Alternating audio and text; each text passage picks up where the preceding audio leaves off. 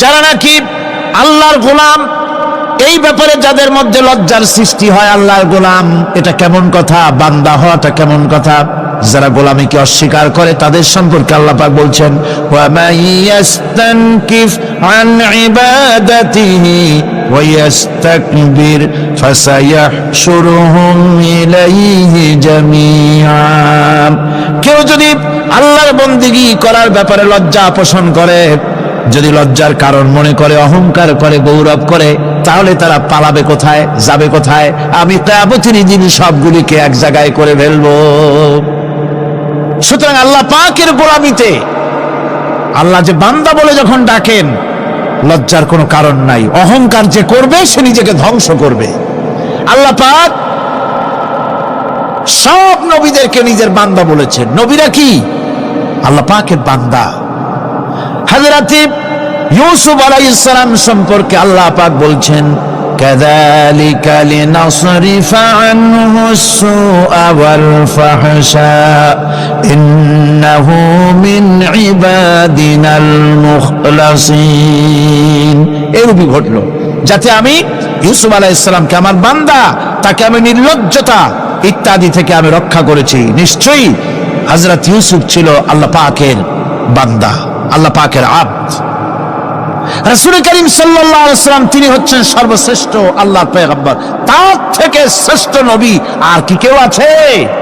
জোরে বলেন, আছে? তার থেকে মাহবুব, তার থেকে শ্রেষ্ঠ আল্লাহর কাছে আর কেউ নাই। সেই নবীকে আল্লাহ রাব্বুল আলামিন কোরআনে কারীমের ভিতরে তাকে আব্দ বলেছেন। কি বলেছেন? অনেকগুলি আয়াত আছে যে আয়াতের ভিতরে আল্লাহ পাক তার নাম নেন নাই, নবী বলেন নাই, রাসূল বলেন নাই, শুধু বলেছেন আব্দ।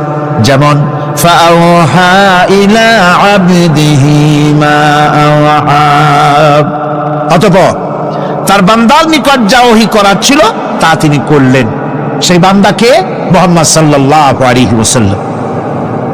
অন্য আয়াতে আল্লাহ পাক বলছেন, وأنه لما قام عبد الله يدعوه كادوا يكونون عليه لبدا। আর এই আল্লাহর বান্দা যখন নামাজ পড়তে দাঁড়িয়ে গেল, আল্লাহকে ডাকার জন্য যখন দাঁড়ালো, তখন লোকেরা তার উপরে ঝাঁপিয়ে পড়লো।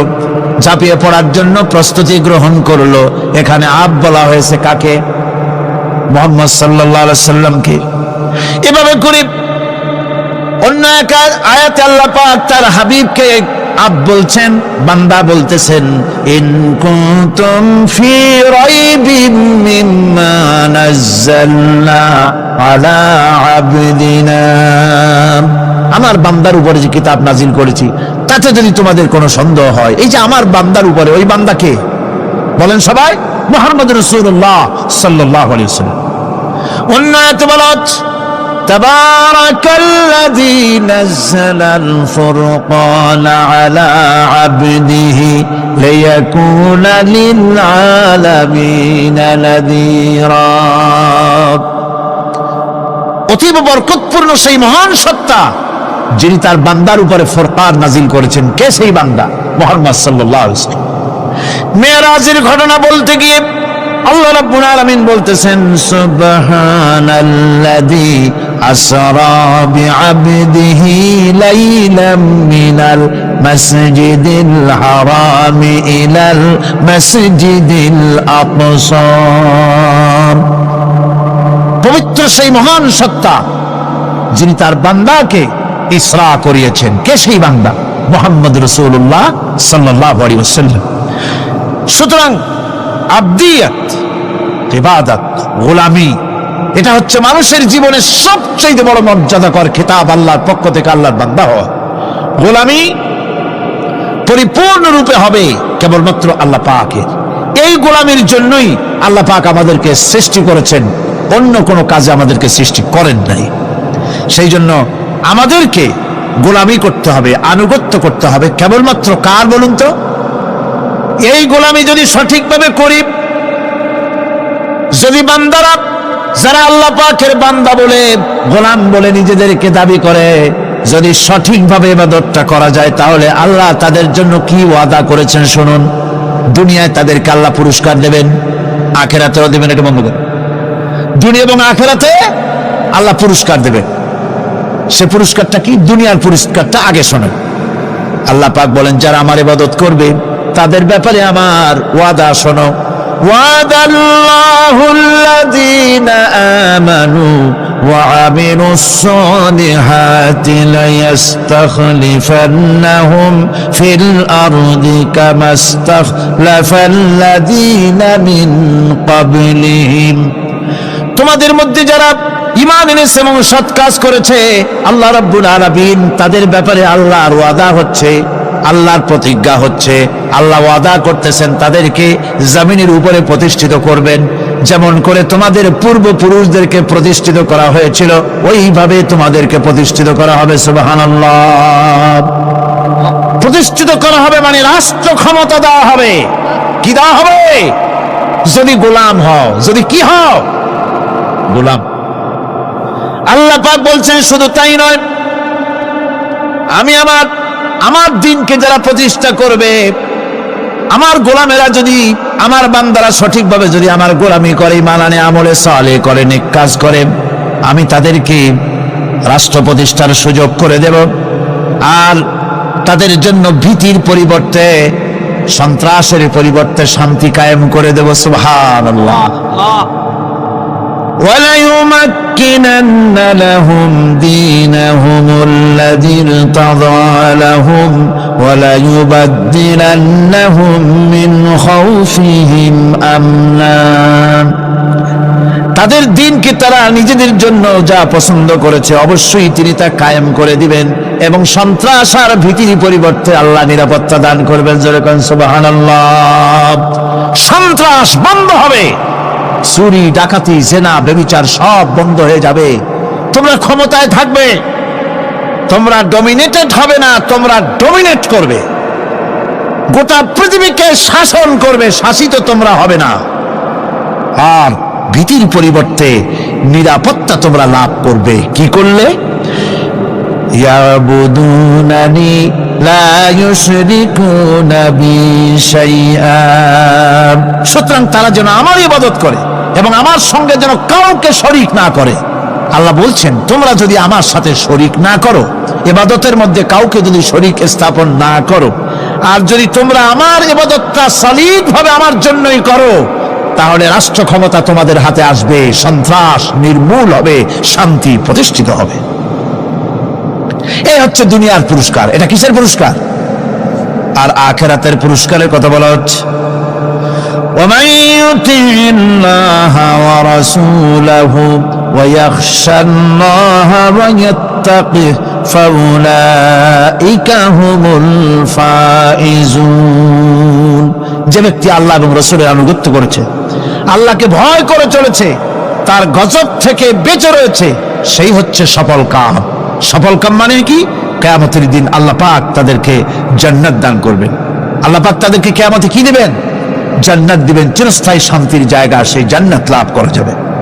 আজ ইবাদতের এই যে গুরুত্বপূর্ণ ইবাদত, এই ইবাদতের ভুল অর্থ সমাজের ভিতরে ছড়িয়ে আছে। সাধারণ মানুষের ভুল করেছে, অসাধারণ মানুষেরাও ইবাদতের ভুল অর্থ করে ভুলের মধ্যে নিমজ্জিত আছে বিরাট সংখ্যক লোকেরা। সাধারণ মুসলমানেরা তারা যে ভুলটা করলো ইবাদতের অর্থ করতে গিয়ে, সেটা হলো এই, সাধারণ লোকেরা মনে করলো কয়েকটা অনুষ্ঠানের নাম হচ্ছে ইবাদত, নামাজ, রোজা, হজ, যাকাত, সাদকা, ফিতরা, এর নাম হলো ইবাদত। অনুষ্ঠান শেষে তারা নিজেদেরকে স্বাধীন মনে করলো। তারা আল্লাহ পাকের প্রত্যেকটি আইনের ধারাকে লঙ্ঘন করলো। বছরে একবার রোজা রেখে, বছরে 1 মাস রোজা রেখে মনে করলে ইবাদত শেষ। 5 ওয়াক্ত নামাজ পড়ে মনে করলে ইবাদত শেষ। আমি প্রশ্ন করি, 5 ওয়াক্ত নামাজের নামই যদি হয় ইবাদত, 5 ওয়াক্ত নামাজের নামই ইবাদত, এটাই যদি হয়, তাহলে 5 ওয়াক্ত নামাজ পড়তে সময় লাগে কত? উজু টুজু করে বড় জোর 1-1.5 ঘন্টা সময় লাগে 5 ওয়াক্ত নামাজ পড়তে। তো এর নাম যদি হয় ইবাদত, তার অর্থ কি দাঁড়াবে? অর্থ দাঁড়াবে আপনি 24 ঘন্টার ভিতরে 1 থেকে 1.5 ঘন্টার জন্য আল্লাহর গোলাম, বাকি 22 ঘন্টার জন্য শয়তানের গোলাম হতে কেউ রাজি আছেন? রোজার নামই যদি হয় শুধু ইবাদত, তাহলে তার অর্থ দাঁড়াবে বছরের ভিতরে একটা মাসের জন্য আপনি আল্লাহর গোলাম, আর 11 মাসের জন্য শয়তানের গোলাম হতে কেউ রাজি আছে? তাহলে বিষয়টা কি? বিষয়টা হচ্ছে নামাজ, রোজা, হজ, যাকাতি শুধুমাত্র ইবাদত নয়, আনুষ্ঠানিক ইবাদত তো বটেই, কম্পালসারি ইবাদত তো বটেই, কিন্তু শুধুমাত্র নামাজ, রোজা, হজ, যাকাত ইবাদত শুধুমাত্র নয়, এগুলি হচ্ছে ইবাদতের পার্ট, ইবাদতের অংশ। বরং জীবনের সব ক্ষেত্রে আল্লাহর হুকুমকে মানার নামই হচ্ছে, ভাইরা আমার, একদিকে নামাজ রোজা করছে, অন্যদিকে আল্লাহর আইনের প্রতিটি ধারাকে লঙ্ঘন করে চলছে, মিথ্যা ওয়াদা করে, মিথ্যা কথা বলে, সুদ খায়, ঘুষ খায়, জেনা করে, এরপরে অন্যের হক নষ্ট করে, প্রতিবেশীর হক নষ্ট করে, হারাম মাল খায়, হকদারের হক নষ্ট করে, প্রতিবেশীর হক নষ্ট করে, জিন্দা মুর্দা মানুষকে নিজের জন্য শক্তিধর বলে মনে করে, এক টুকরা রুটির জন্য অথবা এক ফোঁটা, এক ঘটি পানির জন্য কাফেরের কাছে হাত পেতে দাঁড়ায় থাকে। এই যদি অবস্থা হয়, এটাই যদি হয় ঈমান, আর এটার নামে যদি ইবাদত হয়, তাহলে এই পৃথিবীর মুসলমানের আজ লাঞ্ছিত কেন? আল্লাহর ওয়াদা কি মিথ্যা? নাউযুবিল্লাহি মিন যালিক।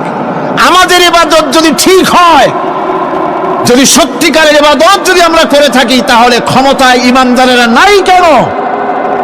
বিশ্ব জুড়ে মুসলমানেরা লাঞ্ছিত কেন? তাহলে বুঝতে হবে ইবাদতের মধ্যে বিরাট গরমিল করে ফেলেছি, ঠিক কিনা? লক্ষ্য করুন, সেই লোকটা হজ করতেছে, উমরা করতেছে, নামাজ পড়তেছে, মসজিদ মাদ্রাসায় চাঁদা দিতেছে, ওই লোকটি আবার ব্যাংকের থেকে সুদের টাকা নিয়ে ব্যবসা চালাইতেছে। ব্যবসা ঠিক রাখার জন্য, ইনকাম ট্যাক্স ফাঁকি দেওয়ার জন্য ব্যবসায়ীরা 2 ধরনের 3 ধরনের খাতা মেনটেন করছে। কথা ঠিক কিনা? মিথ্যা কথা বলছে, ঘুষ দিতেছে, বেশি করে বিদ্যুতের বিল যাতে না আসে সেজন্য যারা বিদ্যুৎ লাইনে আছে তাদেরকে পয়সা দিয়ে ম্যানেজ করতেছে, ঠিক কিনা? আমি পার্লামেন্টে বলেছি বিদ্যুৎ বাইরের থেকে আনতে হবে না, ঘুরে ঘুরে আবার বিদ্যুতের কথা আসলো। বিদ্যুৎ আনা লাগবে না, কারণ আমার দেশের চাহিদা হচ্ছে 2500 মেগাওয়াট, সেখানে 1800 মেগাওয়াট আমাদের আছে। আরেকদিকে 4টা বিদ্যুৎ প্রকল্প বন্ধ হয়ে আছে। ওই 4টি বন্ধ হওয়া প্রকল্প যদি চালু করা যায়, তাহলে 2900 মেগাওয়াট বিদ্যুৎ উৎপাদিত হতে পারে বলে বিশেষজ্ঞরা বলেছেন। তাহলে আমাদের উদ্বৃত্ত 400 মেগাওয়াট থেকে যাবে। এইটাকে বাইরের থেকে আনার কোনো দরকার নাই। বিদ্যুতের অপচয় বন্ধ করুন, বিদ্যুতের চুরি বন্ধ করেন। মিল কল কারখানা যাদের আছে, লক্ষ লক্ষ টাকা বিদ্যুৎ বিল হয়, কিন্তু লাইনম্যানদের সঙ্গে ম্যানেজ করে গভর্নমেন্টকে ফাঁকি দেওয়া হচ্ছে, ঠিক কিরকম? তোমার নামাজের দাম কি? তোমার হজের 7 পয়সা দাম নাই। তুমি রাষ্ট্রকে ফাঁকি দিয়েছ, তুমি জনগণকে ফাঁকি দিয়েছ, তুমি দেশের শত্রু। টেলিফোনের বিল হাজার হাজার টাকা, লাখ টাকার বেশি বিল হয়, লাইনম্যানের সঙ্গে ম্যানেজ করে 500, 700, 2000 টাকা দিয়ে সারিয়ে দেয়, ঠিক কিনা? এরা জাতির শত্রু, দেশের শত্রু। এদেরকে ফায়ারিং স্কোয়াডে নিয়ে ক্লাস ফায়ার করে উড়ায় দেওয়া উচিত। এরা দেশের দুশ্মন। আজ সিস্টেম লসের নাম দিয়া বিদ্যুৎ চুরির আরেক ব্যবস্থা করা হয়েছে।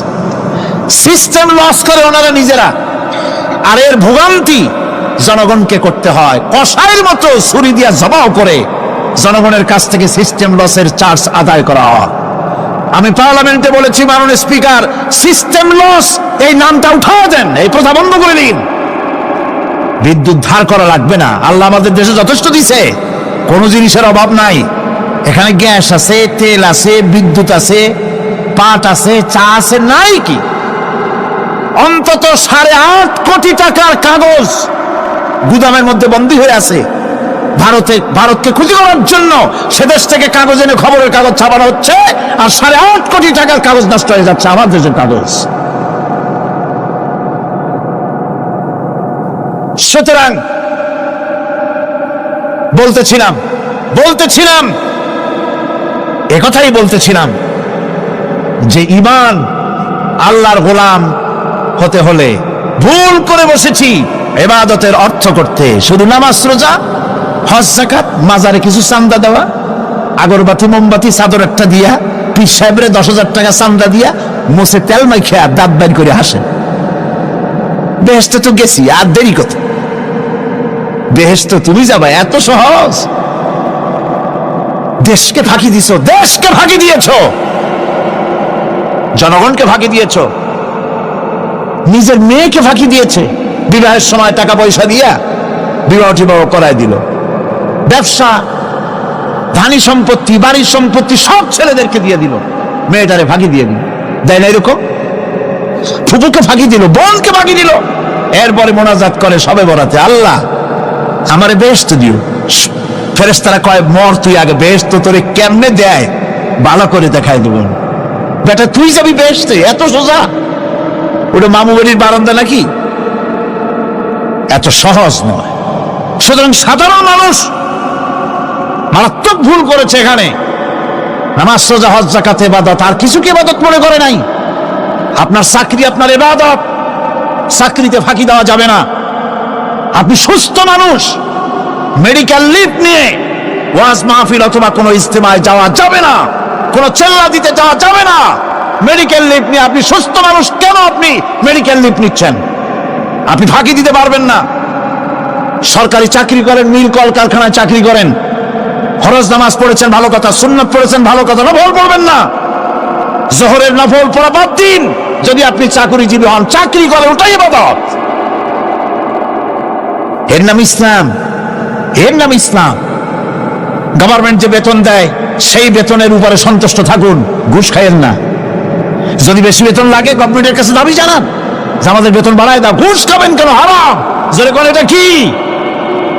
এই ঘুষের টাকা মাজারে দিয়া, পীরেরে দিয়া আল্লাহরে খুশি করবেন, এত সহজ না, এত সহজ না। সেই জন্য আমি সব ভাইদের খেদমতে আরজ করব, ইবাদত হচ্ছে জীবনের সব ক্ষেত্রে গোলামি, সকল ক্ষেত্রে গোলামি। চাকরিতে, অফিসে, আদালতে, কলকারখানায়, ক্ষেত খামারে, পার্লামেন্টে, সেক্রেটারিয়েটে, সেনানিবাসে, স্কুলে, কলেজে, বিশ্ববিদ্যালয়, সর্বত্র গোলামি কার? আল্লাহ পাকের। রিজকে হালাল করতে হবে, উপার্জনকে হালাল করতে হবে, সত্যিকারের আল্লাহর গোলাম হতে হবে। এক্ষেত্রে ইবাদতের অসাধারণ ব্যক্তি যারা, তারাও এক শ্রেণীর অসাধারণ ব্যক্তিরাও ভুল করে বসছেন। তারা যে ভুলটা করলেন ওটা হচ্ছে তারা তাসবিহ, জায়নামাজ, খানকাহ, হুজরাখানা এর ভেতরে বসে জিকির আজগার করাটাকেই জীবনের জন্য আল্লাহর ইবাদত মনে করে নিলেন। আল্লাহর বান্দারা যখন অনাচার ব্যভিচারে লিপ্ত, আল্লাহর আইনের পরিবর্তে যখন মানুষের তৈরি করা আইন চলছে, চেচনিয়া বসনিয়া যখন মানুষদেরকে জবাও করা হচ্ছে, বসনিয়ার মুসলমান সন্তানদেরকে যখন জবাও করা হয়, কাশ্মীরের স্বাধীনতাকামী মুসলমানদের অধিকার হরণের জন্য তাদের উপরে যখন বন্য হায়নার মতো, পশুর মতো যখন ভারতীয় শত্রু সৈন্যরা যখন হামলা চালায়, সোমালিয়ার মানুষগুলি যখন না খেয়ে তাদের হাড়, পাঁজরার হাড়গুলি যখন বেরিয়ে যায়, তখনও যদি আপনি খানকার ভেতরে থেকে তসবিহ পড়েন আর তাহাজ্জুদের নামাজ পড়ে কপালে দাগ লাগান, এই অন্যায়ের বিরুদ্ধে যদি সোচ্চার না হন, আপনার এই তসবির কোনো দাম নাই। আপনাকে সোচ্চার হতে হবে, আপনাকে অন্যায়ের বিরুদ্ধে খাড়া হতে হবে। একদিকে তাহাজ্জুদের নামাজ তো পড়বেনই, জিকির তো করবেনই, কোন সন্দেহ নেই। আর একদিকে সিংহের মতো অন্যায়ের বিরুদ্ধে গর্জে উঠতে হবে। তাতে যদি প্রয়োজন হয় মুজাদ্দেদ আল ফেসানির মতো কারারুদ্ধ হন না কেন, সেটাই কিসমত, সেটাই তাকদীর। হক কথা বলতে হবে। এই জন্য আমার বারবার মনে পড়ে আজকের এক শ্রেণীর লোক আমাদের দেশে এক শ্রেণীর লোক বাইরের থেকেও আসে, বিদেশ থেকেও আসে, নামের আগে আওলাদে রসুল লাগান। ফেদায়ে রসুল, মুজাহিদে মিল্লাত, আওলাদে রসুল। আজিব, তুমি আওলাদে রসুল? আওলাদ রাসূল যদি হবে, তাহলে তুমি যে দেশের মানুষ, সেই দেশে মুসলমানদের যখন জবাও করা হয়, পার্লামেন্টে কথা বলে বেরিয়ে আসো না কেন? তোমার জেল হয় না কেন? কংগ্রেসের সেন্ট্রাল বডির সদস্য হয়ে আওলাদ রাসূল লাগাইয়া বাংলাদেশের রাজনীতিতে নাক গলাতে দেওয়া হবে না। এরা কংগ্রেসের পা চাটা গোলাম। এদেরকে চিনতে হবে, যারা আমার দেশে এসে মুসলমানদের মধ্যে বিভেদ সৃষ্টি করতে চায়। আমার মুসলমান ভাইয়েরা, সুতরাং আজকে আমাদেরকে বুঝতে হবে, নামের আগের 14 হাত লম্বা বিশেষণ দেখে ভুললে চলবে না। কথা মনে থাকবে, এরা কংগ্রেসের গোলাম। বাবরি মসজিদ যখন ভেঙে ফেলা হলো, তখন তো কোন আওলাদ রাসূলের নাম তো শুনি নেই। তখন তো নামটা শুনছি ওই বুখারী বেটার, বাপের বেটা ইমাম বুখারী।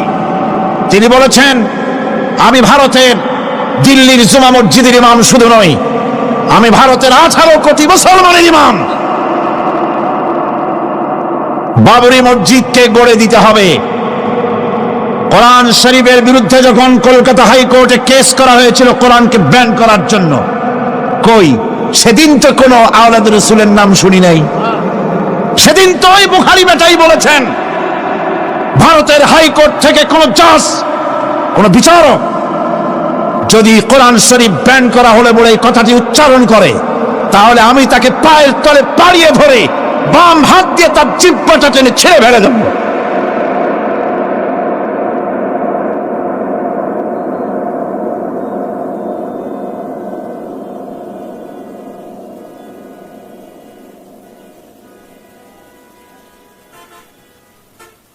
বন্ধুগণ,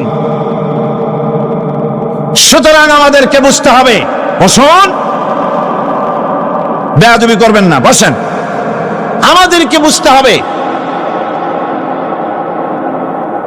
খানকায় শুধু জিকির আজগার করলেই চলবে না।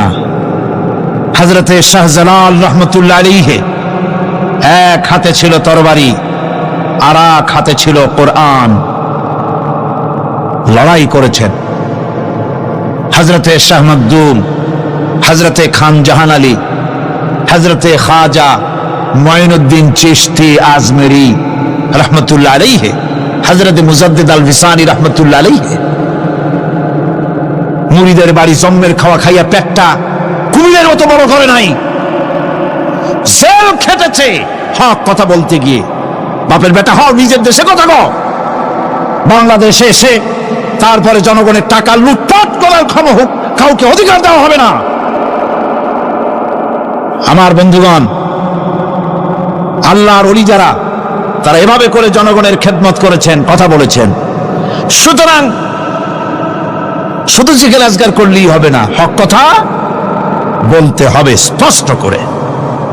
এটাই হলো ইবাদতের হক আদায় হবে যদি সত্যিকারের হক কথা বলা যায়। অসাধারণ ব্যক্তিরা ময়দানে কথা বলবেন, হক কথা বলবেন, অন্যায়ের বিরুদ্ধে সোচ্চার হবেন।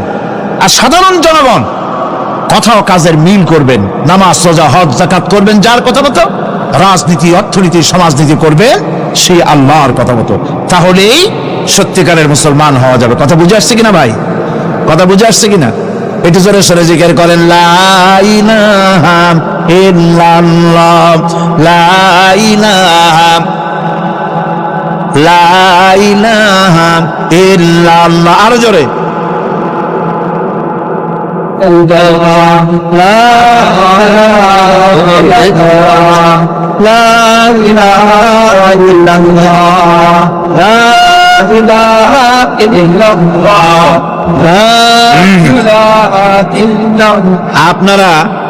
আপনারা যদি মাথা উঠাইয়া দেখতে থাকেন তো কি দেখবেন? মানুষের মাথা আর টুপি ছাড়া তো কিছুই দেখা যাবে না। কাজে ওঠা বসা না করে আজকে এক পবিত্র রাত আমরা আল্লাহর কাছে দোয়া করব। আলোচনার আমি এগিয়ে যাচ্ছি। ইবাদত আমাদেরকে বুঝতে হবে। ইবাদত যদি না বুঝি তাহলে মুসলমান বলে দাবি করারও কোনো মূল্য নাই। মানব জন্ম বৃথা। কারণ হচ্ছে আল্লাহ রাব্বুল আলামিন বলেছেন, মা খালাকতুল জিন্না ওয়াল ইনসা ইল্লা লিয়াবুদুন। মানুষ আর জিন জাতিকে আমি সৃষ্টি করেছি আমার গোলামির জন্য। কার গোলামি? ওই গোলামির পূর্ণাঙ্গ নমুনা যদি জানতে চাই, পূর্ণাঙ্গ নমুনা দৃষ্টান্ত লাগবে। কাকে অনুসরণ করব? পূর্ণাঙ্গ ইবাদতের আল্লাহর গোলামির পূর্ণাঙ্গ নমুনার জন্য কোরআনে কারিমে দৃষ্টান্ত সেট করা হয়েছে। হযরত ইব্রাহিম আলাইহিস সালামের আল্লাহ পাক বলেন, ইয ক্বালা লাহু রাব্বুহু আসলিম ক্বালা আসলামতু লিরাব্বিল আলামিন। তার অবস্থা এই ছিল। কার?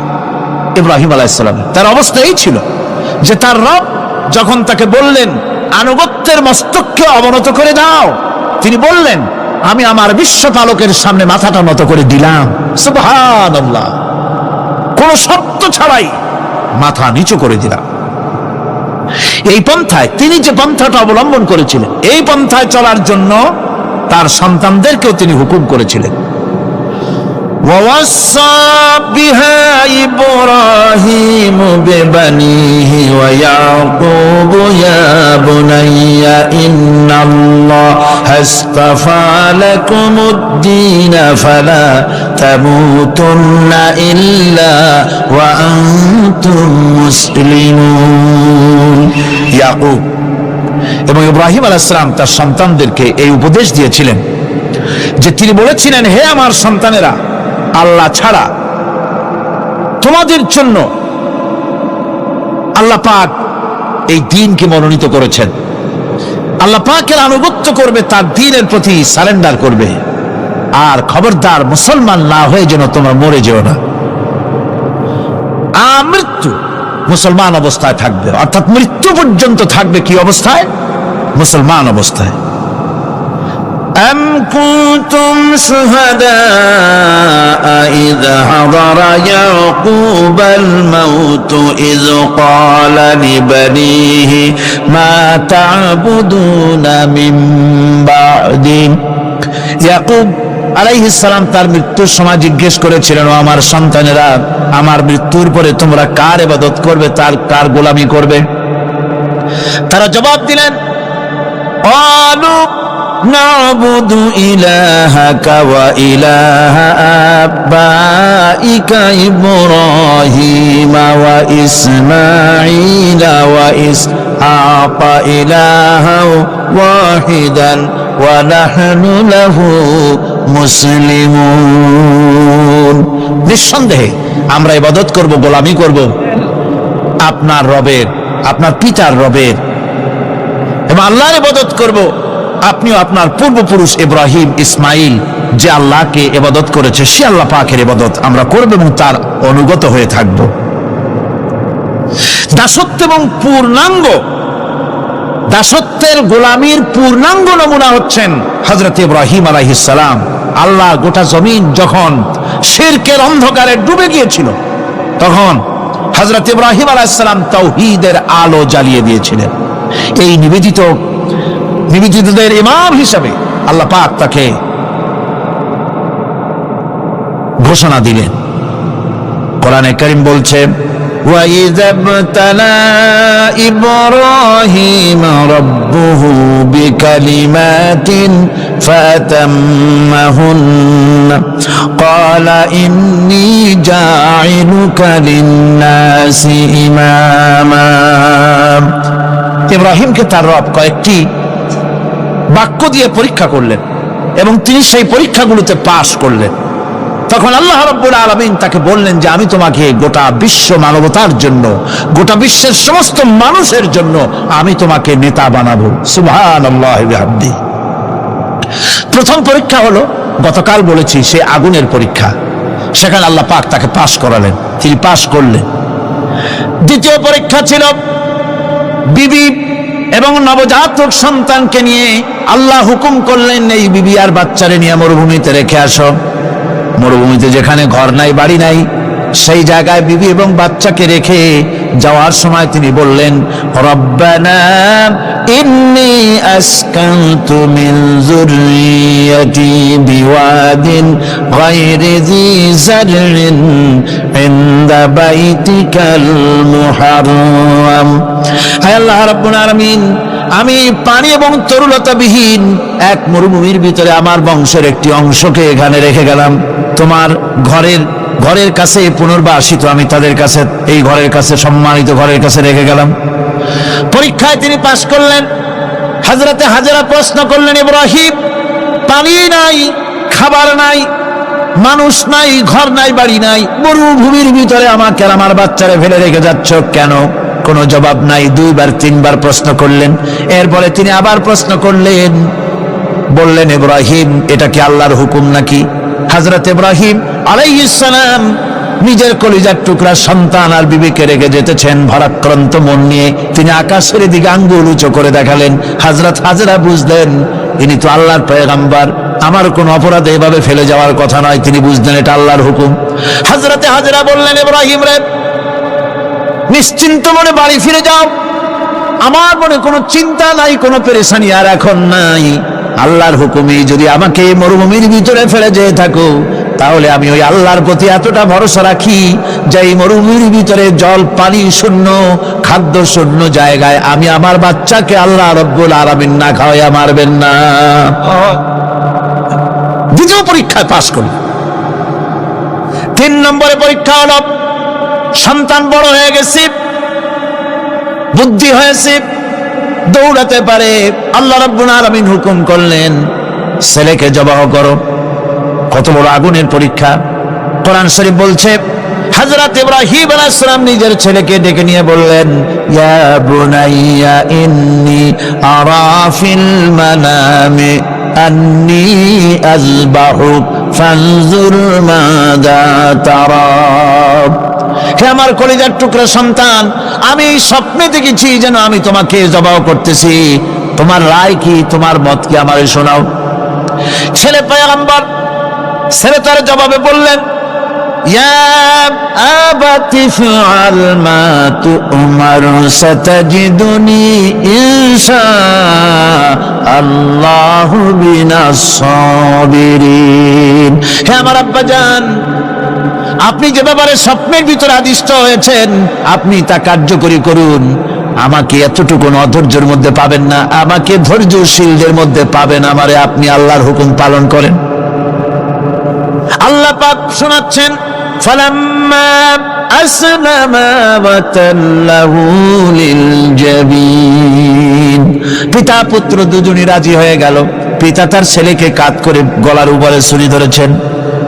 আল্লাহ রাব্বুল আলামিন ইসমাইল জবাহ হোক, এটা আল্লাহ চান নাই, আল্লাহ চেয়েছেন পরীক্ষা করতে। পরীক্ষায় ইব্রাহিম পাশ হয়ে গেলেন। আল্লাহ পাক বলছেন, ওয়ানাদাইনাহু আইয়া ইব্রাহিম قد صدقت الرؤيا إنا كذلك نجزي المحسنين।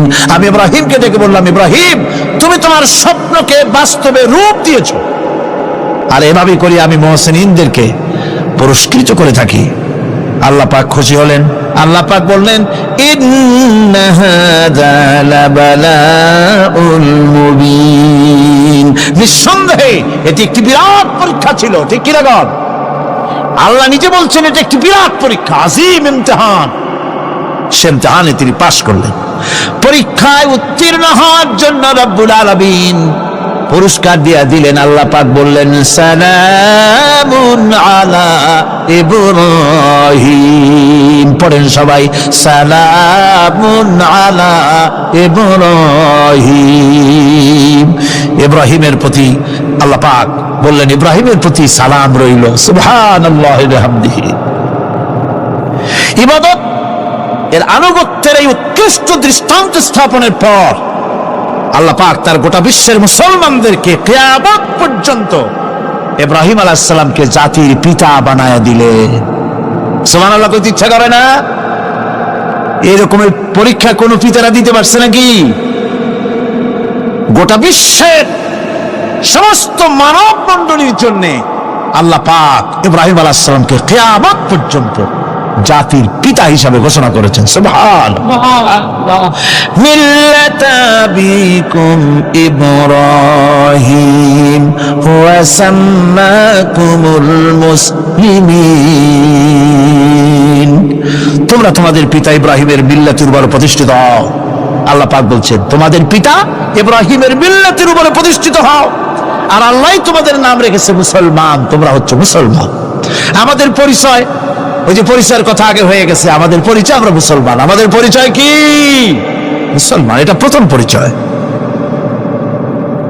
ইবাদতের পূর্ণাঙ্গ মাপকাঠি হিসেবে আল্লাহ পাক হযরত ইব্রাহিম আলাইহিস সালামকে দুনিয়াবাসীর সামনে পেশ করেছেন। কোরআন বলছে ইহুদি এবং খ্রিস্টানেরা মুসলমানদেরকে বিভ্রান্ত করতে চায়। তারা বলে ওয়াকালু কুনু হুদান আও নাসারা তাহতাদু কুল বাল মিল্লাতা ইব্রাহিম হানিফা ওয়া মা কানা মিনাল মুশরিকিন। ইহুদিরা বলে ইহুদি হও তবেই তোমরা সঠিক পথ পাবা, খ্রিস্টানের বলে খ্রিস্টান হও তবেই তোমরা সঠিক পথ প্রাপ্ত হবে।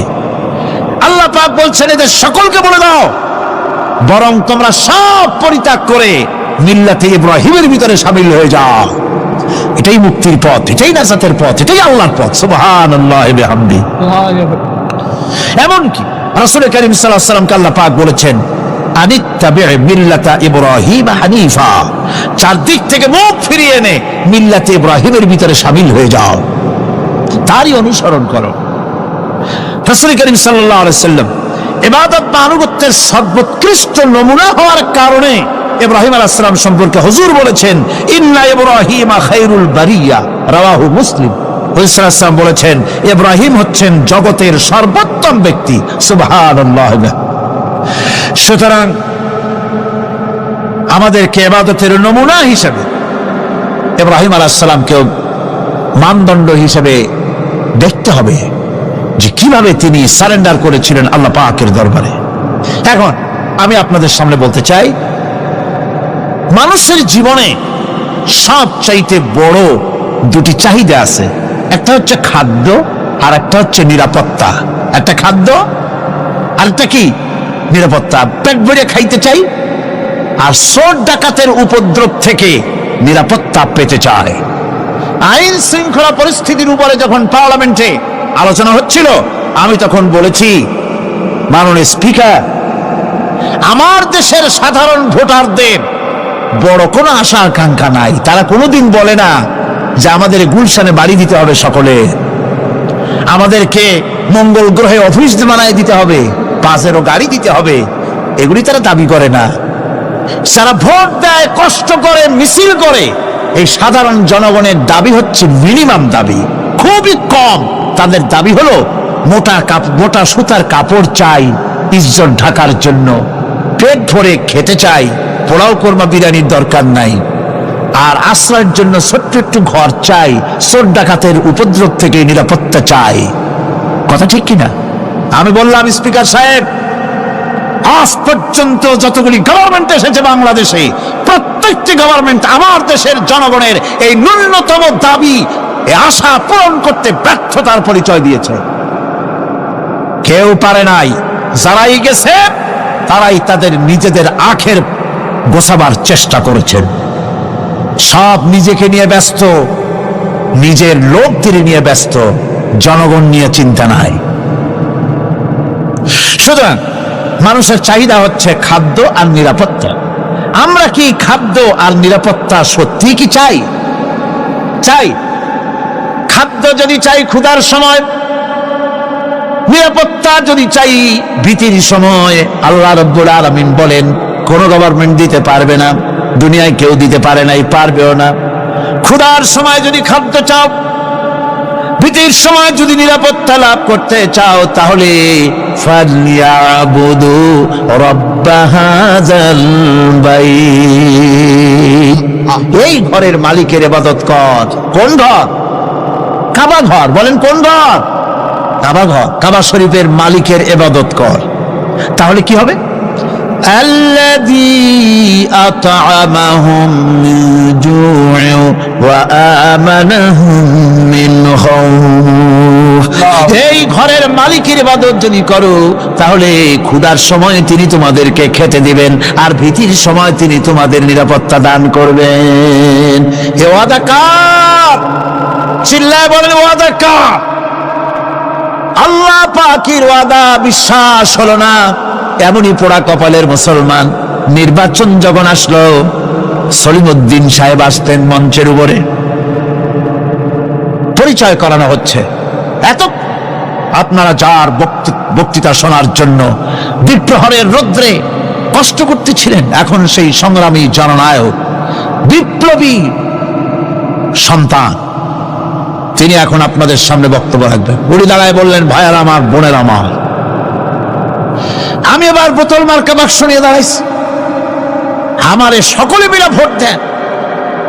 এবার যদি ক্ষমতায় যেতে পারি, না খাইয়া কেউ মরবেন না, কিন্তু কি খাইয়া মরবে তাও কয় না। মানুষেরা এই কথাগুলি বিশ্বাস করলার সমানে ভোট দিল। হায় রে কপাল! আল্লাহ বললেন, আমার ইবাদত কর, আমার গোলামি কর জীবনের সব জায়গায়, তাহলে ক্ষুধার সময় খাইতে পারবি আর ভীতির সময় নিরাপত্তা পাবি। আল্লাহর কথাটা বিশ্বাস হইল না।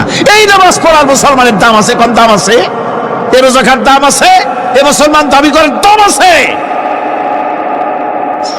আল্লাহ রাব্বুল আলামিন তিনি পরিষ্কার করে বলছেন, এই ঘরের মালিকের ইবাদত করো, তিনি ক্ষুধার সময় খেতে দিবেন, আর তিনি তোমাদেরকে ভীতির সময় নিরাপত্তা দান করবেন।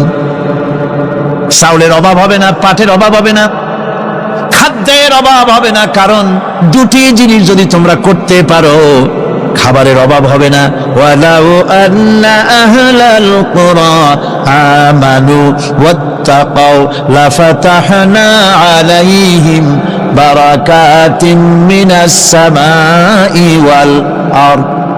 দেশের লোকেরা, জনপদের লোকেরা যদি দুইটা কাজ করে, এক নম্বরে হলো আমার উপরে ঈমান আনবে, দুই নম্বরে হলো আমাকে ভয় করার নীতি অবলম্বন করে যদি চলে, তাহলে ওই দেশের মানুষের জন্য আকাশ আর জমিনের সব বরকতের দরজা আমি আল্লাহ খুলে দেব। আল্লাহর ওয়াদা। আল্লাহ পাকের নিকট মানুষের সবচাইতে বড় দাবি কি? আল্লাহর কাছে মানুষের সবচাইতে বড় দাবি কি করতে পারেন?